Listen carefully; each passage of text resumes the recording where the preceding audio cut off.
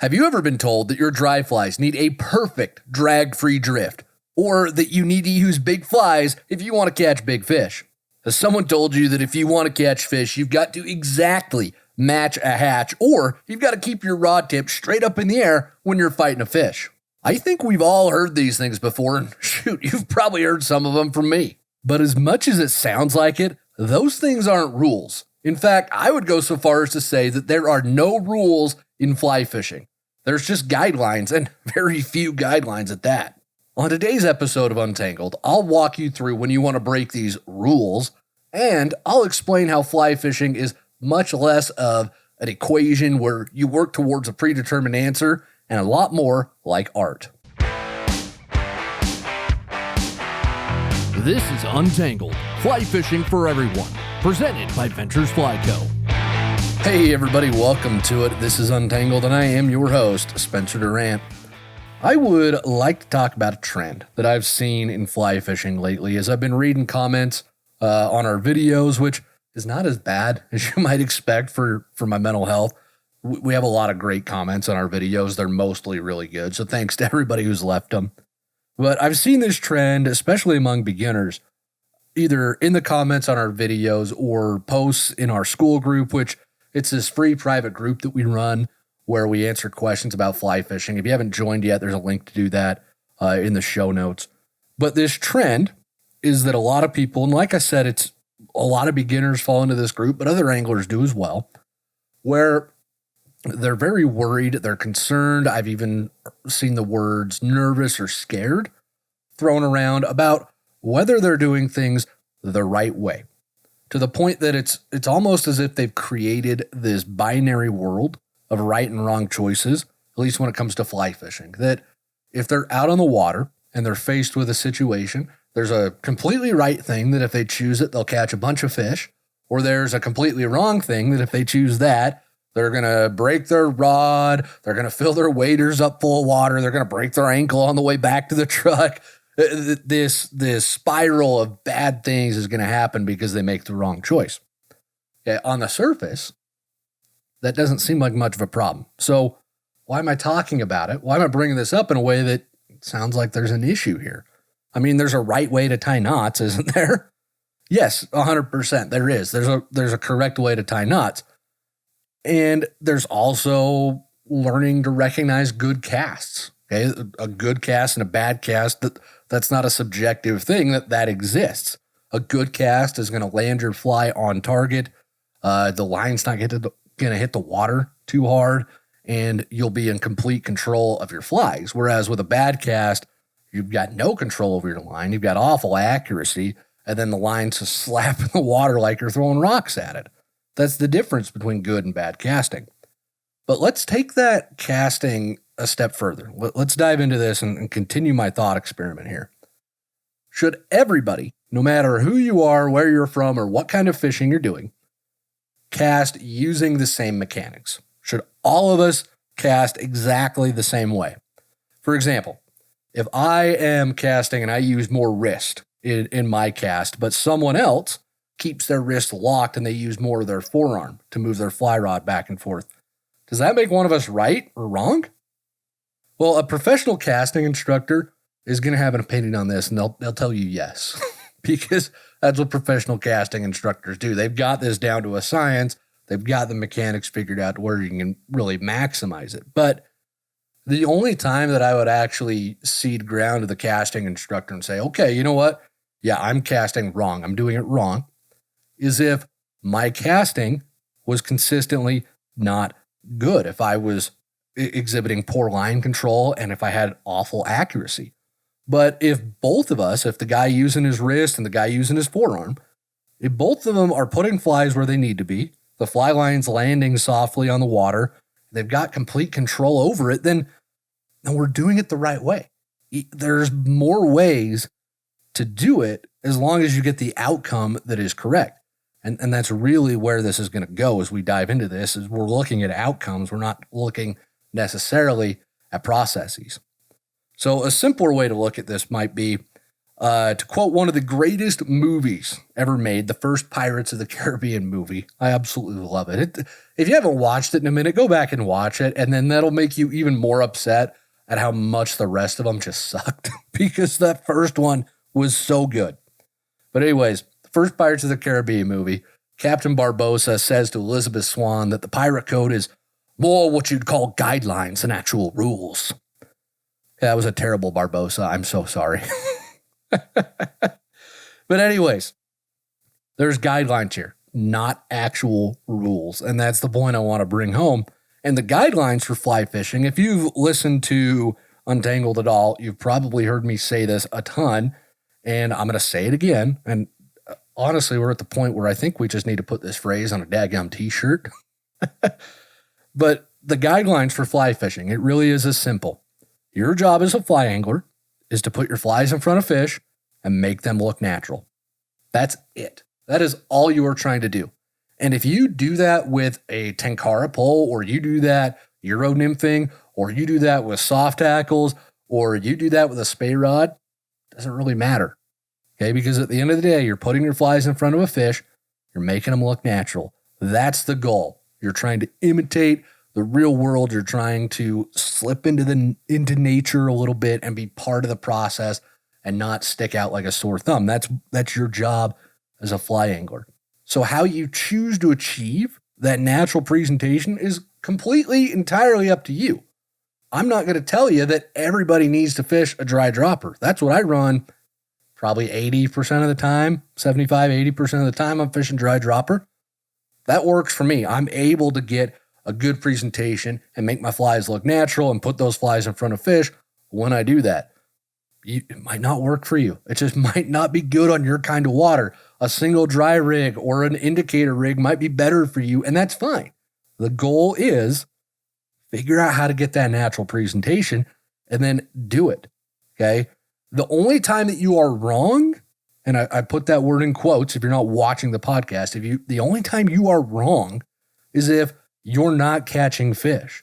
That's what's kind of brilliant about this whole thing is you will know very quickly if you're right or wrong in terms of catching fish or not, and then you can adjust and make the changes that you need to. But that doesn't mean you're always wrong and that there's only one way to troubleshoot yourself out of a situation that you're in.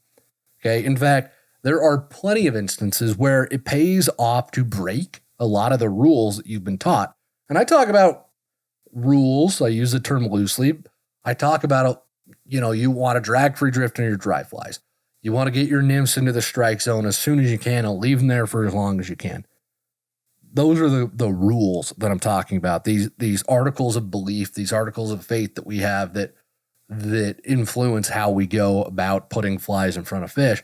But there are instances where you want to break those rules, where it actually pays off to do that. And I've got a bunch of examples to show you what I mean. So let's look at these. I've got, close to 10 examples here for you. So let's talk about the drag-free drift right off the bat with our dry flies. When you throw a dry fly out in the water, you want that dry fly to look as natural as possible. And when you look at the way a mayfly, for example, sits on the surface of the water, it just drifts along. It's not moving against the current. It's not skating around. You don't see this little wake behind it. It's just moving with the water. Just like when a leaf falls on the river and moves, that's exactly what you want your dry flies to look like. And we're taught you need a drag-free drift during dry fly fishing. Now that applies a lot of the time. However, the exception to this rule is, when you want to start skating flies to trigger the fish to eat. This is a technique where you purposefully let your dry flies drag, or you pull them just very slightly across the top of the water to make the flies look like they're skating on top of the water. And that actually can imitate a very lifelike action that caddisflies take. For example, a couple of years ago, Alex and I were out fishing together, and we were on this little stream. Big old caddis hatch was coming off. And I had just watched a video from Gilbert Rowley. Fantastic. He runs Capture Adventure Media on YouTube. He's doing the Code Breaker Angler series. Great work over there. but he's got this video about bouncing caddis where he shows you how to bounce caddis across the top of the water like they actually move in real life. If you've been in a caddis hatch, you'll see them bounce. They don't sit on the water, they bounce. And I was trying this tactic. So I threw my flies out there and I'd bounce them a little bit. And as they bounce, they skate around, they flutter. They're not doing a perfect drag-free drift. And I caught 3 or 4 nice browns using this little technique, completely breaking the rules. It was not a drag-free drift. It wasn't beautiful. It wasn't perfect, but it was catching fish because the caddis were off. So that's just one example. Okay. Another rule. Fish don't like to move far for food during the winter. We've talked about this a lot lately with all the winter content that we've done lately. And by and large, it's true. Fish don't really want to move a whole lot during the winter. But there's an exception to this rule. Years ago, it was before I got married, I was on my way to my parents' house in southern Utah for Christmas, and I took the scenic way down there. I drove through Bryce Canyon and Zion National Park. Wonderful drive if you can do it in the winter. It's so pretty with all the snow out there. But I stopped off on my way on this little river to fish for a few hours, and I put a streamer on just for the heck of it. So why not? Let's see what happens. And it was bone cold out there. There's snow on the ground, absolutely no bug activity. There's a little bit of ice in some of the slower sections of the river, but I caught a nice brown on that streamer. Sometimes the fish are going to surprise you, and sometimes it pays to think outside the box a little bit and to break that rule. Another rule, you've got to have big flies if you want to catch big fish. I think we've all heard this adage before. A lot of the folks who throw streamers often are throwing really big flies, and they do tend to catch bigger fish. On average, they're catching a little bit fewer fish, but they're catching some nice ones. And it's easy to fall into the trap of thinking, okay, I need bigger flies if I'm going to catch bigger fish. It's not always true. Just a couple of weeks ago, Alex and I were out fishing together, and he had a little size 18, I believe, demon midge, a VFC fly, a little size 18 demon midge on, drifting it through the river, hooks into something. I was upstream of him a little bit fishing, and I hear him hook up, and I look down, and his face, he's just like, oh my gosh, this is a good one. And then he hollers, dude.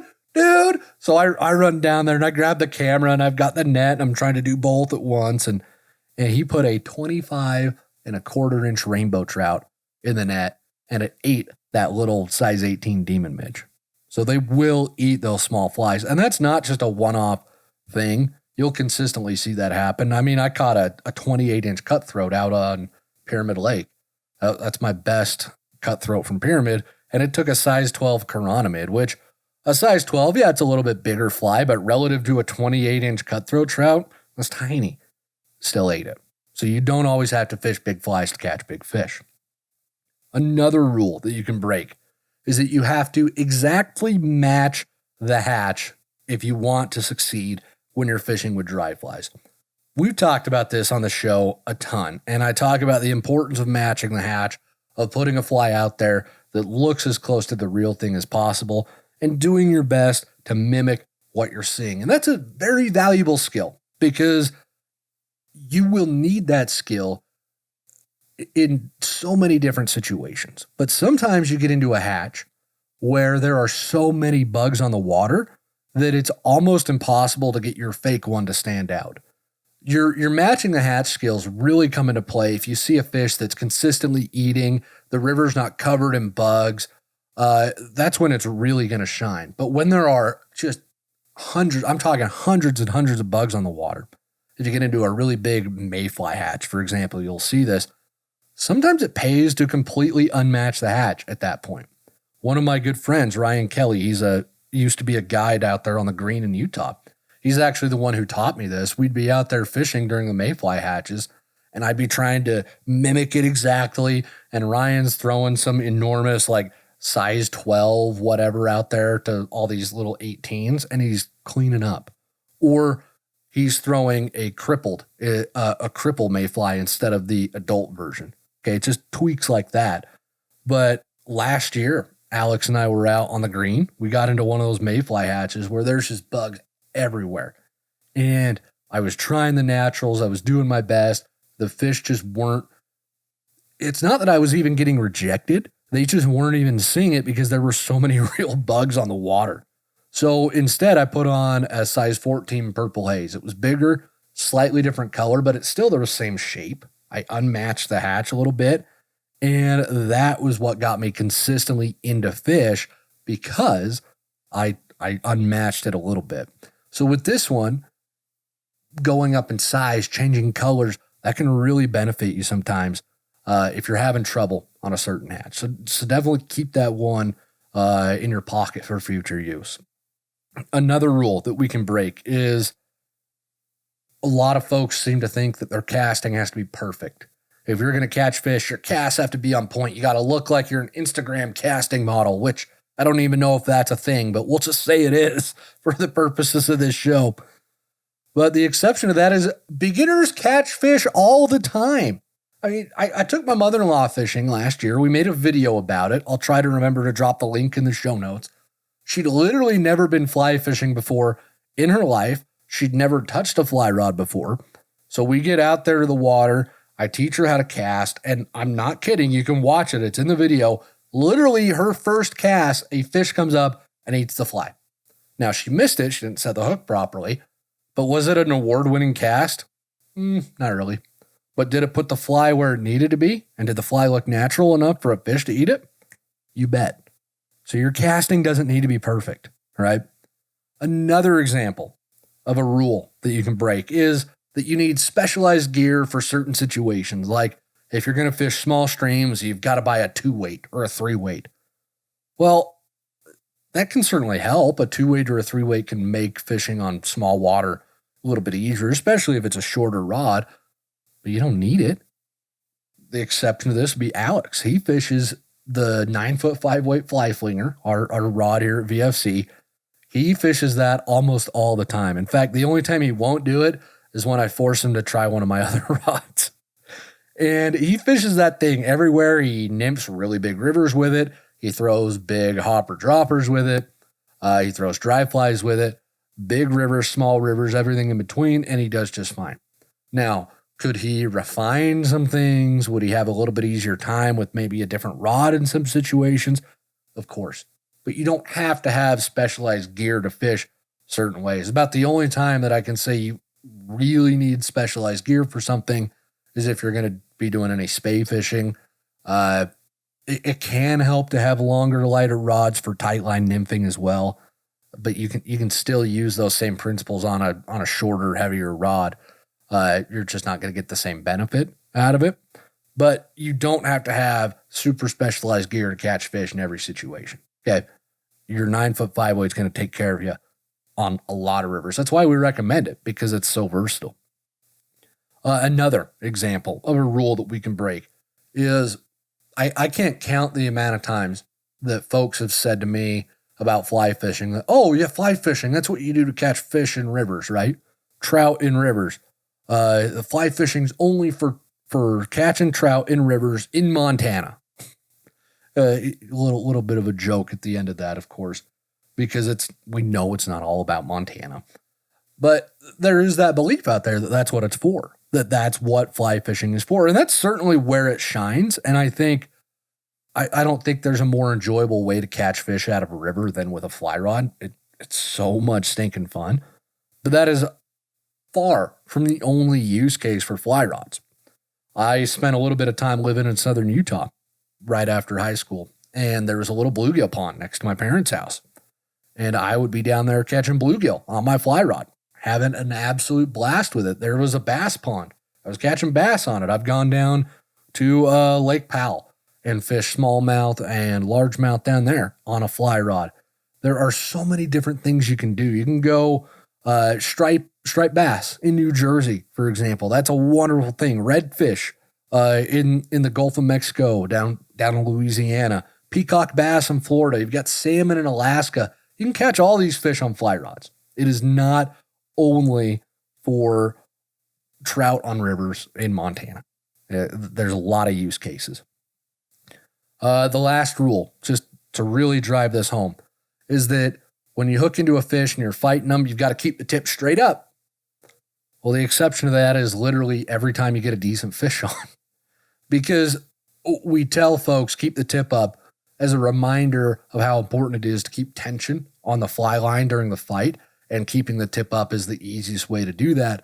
But when you get into a bigger fish, it actually pays to use some side pressure, okay, tilt the rod to the side, because that engages the butt section of the rod, which is the strongest part of the rod, and it lets you pull on the fish a bit more and land them quicker. Okay, that's that's a refinement of the technique that you're taught with keeping your tip up. You're still keeping the line tight, but you don't have to keep the tip straight up and keep the rod sky high every time that you're fighting a fish. There's instances when you're going to want to change the angle of that rod. So that was, I don't know, like I said, maybe 10 examples of rules and exceptions to all of them. Okay, rules that, and I spent a good chunk of time thinking through what stuff that is a widely held belief, especially among beginners, and how do we prove that sometimes you want to break it? So hopefully that illustrates the point.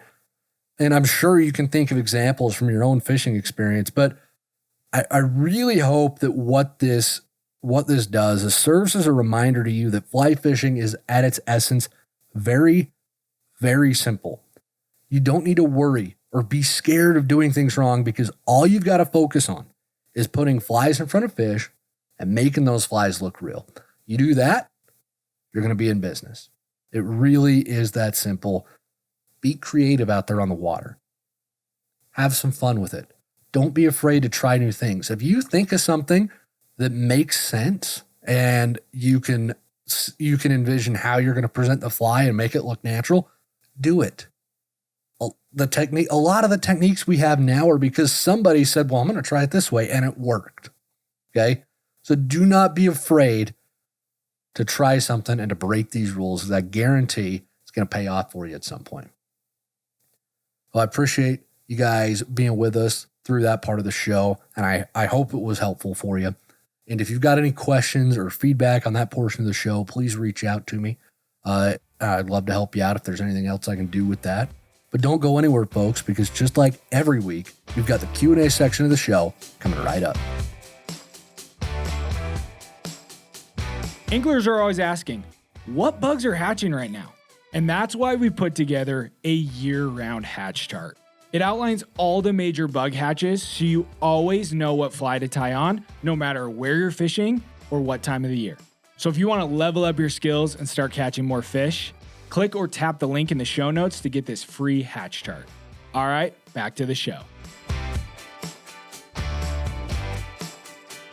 Every week, we spend half the show directly answering questions from viewers and listeners just like you. So if you've got a question about fly fishing that you would like answered, please do not hesitate to send those in. There's a link to do that in the show notes. And our first question this week comes to us from Benji from Texas, who writes in and says, "Hey, Spencer, thanks for picking my question. I'm a 13-year-old who wants to make the change from spin to fly fishing. The thing is, I live in a place that doesn't have trout at all. So what am I to do in this situation? Where do I fish when there are only really some man-made ponds and a small creek, maybe 10 feet across, nearby? And what do I fish for when the only main species here are panfish, bass, and catfish?" Hey, Benji, thanks for the question, and congrats on getting started. Your bank account will never be the same, although I don't know, do 13-year-olds have bank accounts these days? I don't even know. They probably have Venmo, though, let's be honest. This is a good question. It's a question that a lot of anglers have. Like we just talked about, fly fishing is not only for trout. There are tons of other options out there. It's probably done to chase trout more often than not, but it's also great for catching just about anything else. The amount of people who are pushing the envelope in this area is really, really interesting, because they're changing what we can and can't catch on flies. Folks are catching gar on flies. Gar, if you're not aware, they're these big old fish that they look like dragons almost. They've got crazy teeth. They're catching bowfin and snakehead and bumphead parrotfish and taimen and tigerfish. They're catching all these fish on flies, and it's really pretty amazing. The point of that is, you certainly can, and you definitely should, fish for bass and panfish on the fly. You've got them nearby, go for it. They're tons of fun. One of the best fishing trips I've ever been on. I went to Lake Powell for 3 or 4 days, and my buddy took me there on his boat, and we camped on the shore, and we fished for bass for 3 or 4 days on the fly rod, and I could not believe how much stinking fun it was. I'm throwing a little rabbit leech for these smallmouth. I caught some largemouth. I caught some sunfish as well while we were there, but it was just so much stinking fun. The eats were really cool. The water was clear enough we could watch the fish hit them. It was just so different and so much fun. Not that trout fishing isn't, but it was so different from what I've been doing so much that I just had an absolute blast. I can't talk that up enough, how much fun that trip was. So you will definitely enjoy the bass and panfish that are by you. So go to those ponds, figure out those fish, and you'll get into it. You'll enjoy it. One of the great fly tyers and anglers who ever lived actually was a man by the name of Dave Whitlock, the late Dave Whitlock. He lived in Oklahoma, which is not trout country at all, but he made a fantastic living for himself chasing a bass on a fly rod. And, he did trout fishing as well, but he really made a name for himself with bass. So it's entirely possible to do it and to go out there and have fun with it. So thanks for the question, Benji. I appreciate it. Joe from California has our next question, writes in and says, "Hey y'all, thanks for the great content, earnest and humble presentation, and unrelenting enthusiasm. You guys are such a joy to listen to. I have a hotly debated question for you. Buckle up if you research this topic on Reddit. I struggle with severe sunburning of my hands on long days on the river. I hesitate to use even reef-safe sunscreen on my hands when I'll be handling fish for the sake of the fish. I haven't had much luck with sun shirts protecting my hands. I know some folks wear fingerless sun gloves, but won't these fabric gloves remove a trout's slime layer? What are our other options? Do your friends that keep fish wet have any tips? Thanks so much." Joe, this is a really good question and very timely as well, since I actually get some of the worst sunburns of the year in the winter when I forget to put sunscreen on. This is a good reminder to do that. And to anybody else who's fishing in the winter, cover that exposed skin up. You'll thank me later. A winter sunburn is no fun, especially trying to explain that to somebody, because then they look at you like you're even more ridiculous than you are. So, in regards to whether sunscreen hurts fish or not, I did some research on this topic. It took me a bit of time to dig into it, but I couldn't find anything that definitively says sunscreen's harmful for trout or any freshwater fish in general. None of my research turned that up. And by research, I mean I wanted to go to the source and look at the scientific papers. If there's an article or something, that's a good first step, but I actually want to look at the scientific paper, read it, and understand what it says, because that's going to give me the for sure definitive answer on this topic. Now, most of the research that's done on sunscreen's impact on fish happens in the marine environment. And in that arena, at least, we know that sunscreen is probably damaging some aspects of marine life, like coral reefs, for example. But there's just no definitive way to say that it's actually impacting our trout, our bass, or our panfish. I wouldn't be surprised if it does. I'm not saying that it doesn't. There's no way to definitively know that. But there is an interesting study that if we accept this as it applies to bonefish, which is what the study's on, it probably applies to trout too. And I found this over on Keep Fish's website, and I'll throw the link in the show notes for anyone who wants to look at the study themselves. But the study looked at how much of a fish's slime was removed from bonefish when handling them with bare wet hands that had previously had sunscreen applied to them, and then with gloves. So wet hands that were covered in sunscreen that was based on zinc, and bare wet hands removed indeterminate, that's a direct quote from the study, an indeterminate amount of slime from the bonefish. The study directly states that, quote, typically handling fish with dry hands results in the greatest loss of mucus and scales, with most catch and release guidelines indicating it is best to handle fish with wet hands or wet gloves. So if your hands were covered in sunscreen that was based on zinc or bare wet hands, the amount of slime removed from the fish, as long as you followed proper handling techniques, was indeterminate. In other words, not very much. So that's the first part of it. Now, the second part of it, if your wet hands were previously covered in and I'm no scientist, so if I butcher the pronunciation, I'm sorry, but I think it's oxybenzone. So if your wet hands were previously covered in an oxybenzone-based sunscreen, that actually removed 50% more slime than wet hands or wet gloves or the wet hands that have been covered in zinc-based sunscreen. So interestingly here, the study notes that the fish didn't react to zinc-based sunscreen on lines and lures either, which sort of puts to bed that myth that we've all heard that if you put sunscreen on and then you rig your flies up, you're going to catch fewer fish than if you rig your flies up, then put sunscreen on because the fish can smell it and they don't like it. If it's a zinc-based sunscreen, it didn't impact the bonefish at any rate. So the gist of this study is that if you're going to put sunscreen on and you're worried about its potential impact to your trout, zinc-based sunscreen is going to be your best friend. And if you wear gloves to help add more protection to your hands while you're fishing, then just make sure that you get your gloves wet before you handle the fish. Wet gloves at that point should be just fine and not removing too much slime from the fish. And a lot of the gloves are made out of a polyester type material. So you get that wet, it's not going to remove too much slime. It'll remove a little bit. Our hands do too. We get our hands wet to remove less slime, but they still remove some. So that is an unfortunate reality of catch and release fishing. That's why there is still mortality associated with catch and release fishing, because as careful as we are, we can't do it perfectly every time to every fish, and some fish will unfortunately die from it. It's just something we have to accept if we're going to fly fish.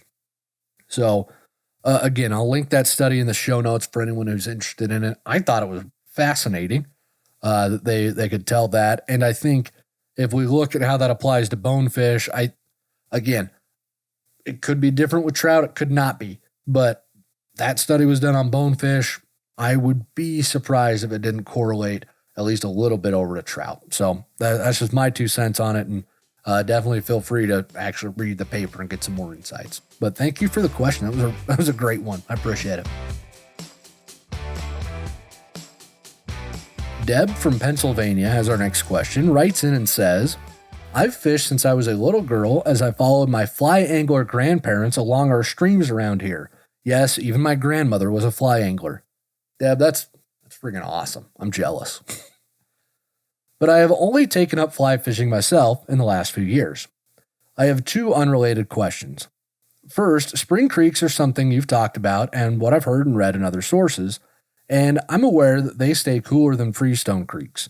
In the middle of summer, that's exactly what I'm looking for. My question is, how do I know whether a creek is a spring creek before I make the trip and take its temperature? It's not like a map indicates that on key. Wouldn't that be great? Question 2, sometimes when a fish takes my fly, especially aggressive rainbows, they swallow the hook and I can't remove it without doing major damage. I've been assured that the best thing to do is cut the line and release them. Do you agree, and why? Thanks for sharing your knowledge and your sense of humor. Tight lines.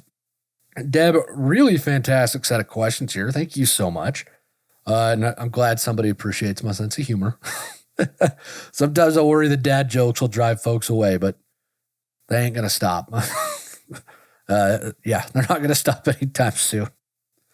And you're 100% right, Deb. It'd be really nice if maps indicated what kind of stream it was. I think we need to go to the map makers union and demand that happens.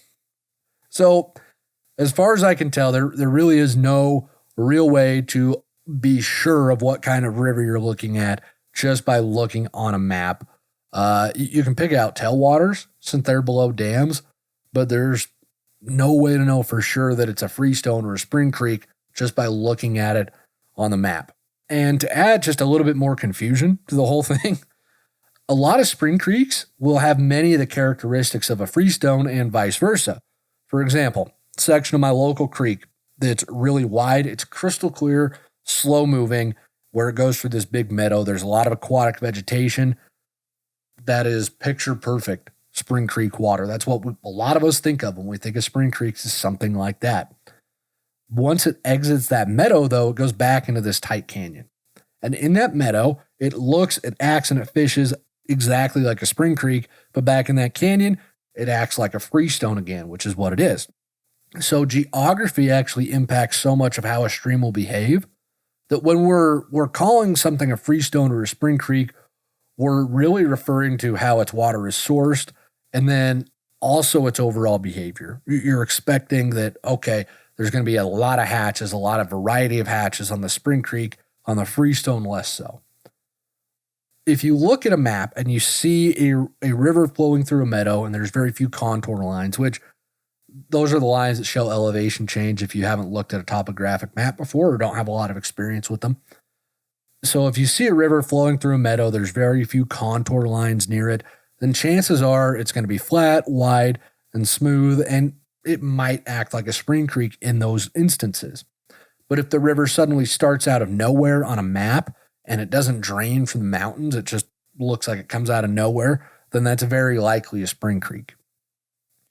Now, to add confusion to that, some rivers will start as a spring creek, and then they will pick up tributaries as they move down and turn into more of a freestone, or vice versa. They'll start as a freestone and pick up a bunch of springs along the way, so there'll be a section that fishes like a spring creek, and then the rest is going to act like a freestone. So again, this is not an exact science.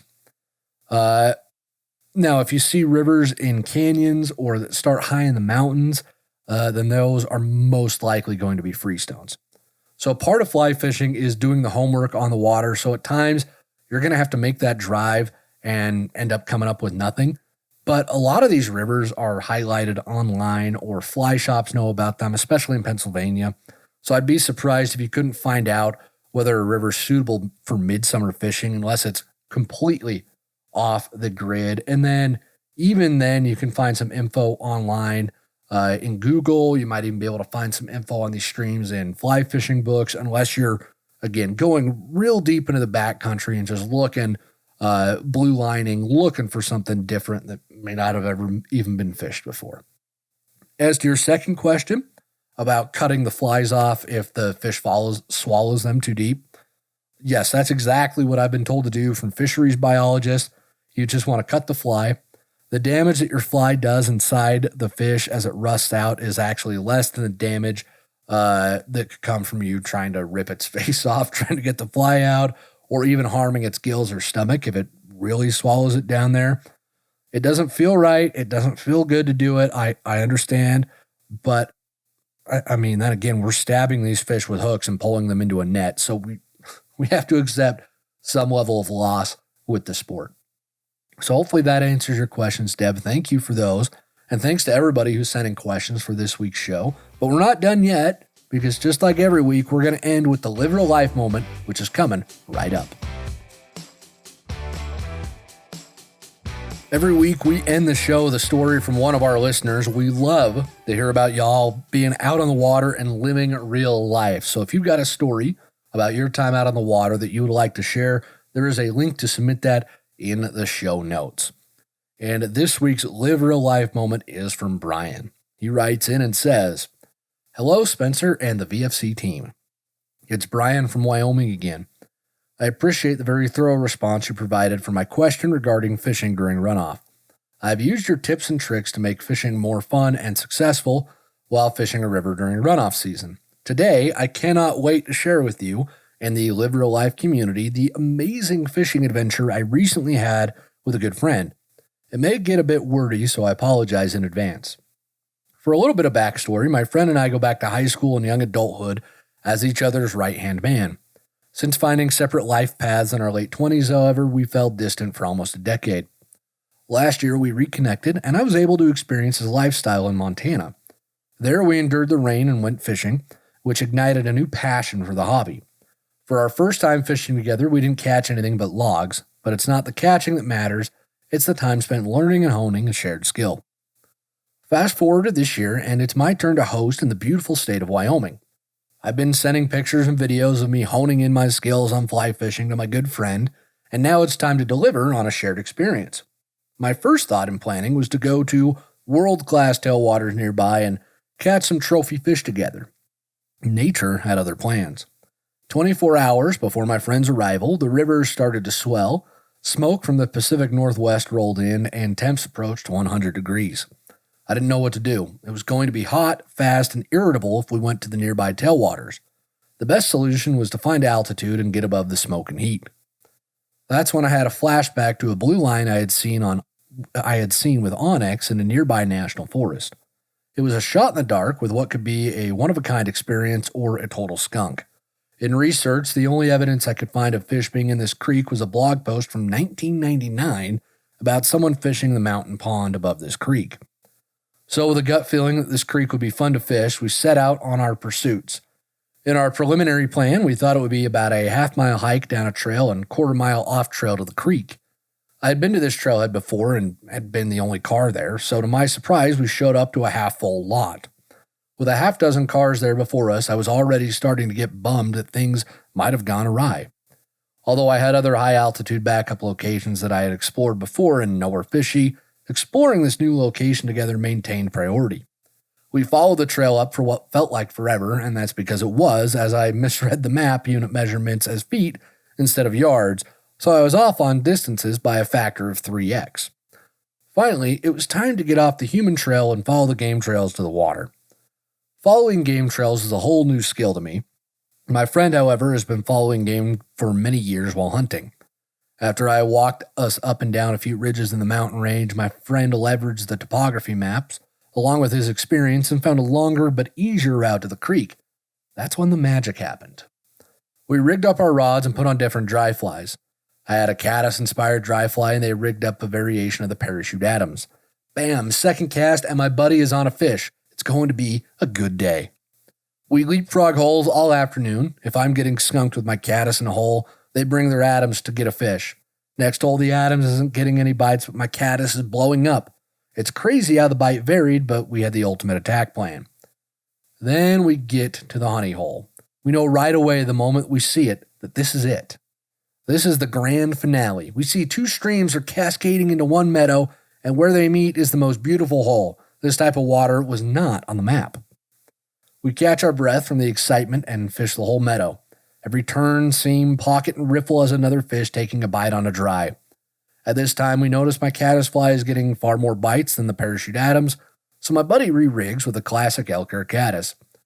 Then we get to the intersection of the two streams. It is a fly fisherman's paradise with 3 cascades flowing into one pool, generating a half dozen seams. We stand side by side, taking turns at every seam, and almost every cast has a bite. That's when we start to feel a bit giddy with our success. Suddenly, out of the corner of our eyes, we notice 2 things. The first is the dark clouds rolling in. The second is an intact deer skull with partially broken antlers on the other side of the stream. It was like the universe had sent us a trophy for finding this place. We take both as a sign to wrap things up and start the hike out. A glance at our map startled us as we were now 3 miles off trail and 4 miles from the car. With the weather rolling in, we hightail it out of there with our trophy and are planning on spending a ton of energy trying to take the shortest path. That's when we uncover another game trail that provides us a comfortable path back to the hiking trail and arrive at the car in what felt like no time. We head into a nearby town and found a comfortable cafe to grab dinner. The clouds followed us into town, and right as we sat down at a table near the window, the thunder started roaring and the skies unleashed a flood of rain. A few Diet Cokes later, we made it back to my house where our wives were waiting to share in the excitement of the day's events. None of this would have ever happened if we didn't have a shared passion for fly fishing and adventure. I truly hope you all get some of the joy we had from sharing this experience with you. Take care, Brian. Well, Brian, you just set the bar for live real life moments all the way sky high. Man, that was fantastic. That's such a cool story. Thank you. And it was not too early. Don't worry about that. I love getting stories like this. This is awesome. Thank you for sending that in. Those days they're so much fun, aren't they? It's when you go out there and you just take a chance and it all works. It's great because there's a lot of times when you take the chance and it doesn't work. So it makes these instances even more enjoyable. And that was just so much fun. Thank you for sharing that with us. And with that, folks, we're going to go ahead and wrap up the show this week. Thank you so much for being here with all of us. We appreciate it. Thanks for listening to the entire show. And if you could, please rate and subscribe to the show wherever you're listening to it. The more ratings and subscriptions we get, the more folks we can help out live real life out there on the water. And we've got links to tons of our other content that can help you. You can click on them anywhere you see the links. It'll help you out. And until next week, everybody, get out on the water, enjoy yourself, and live real life.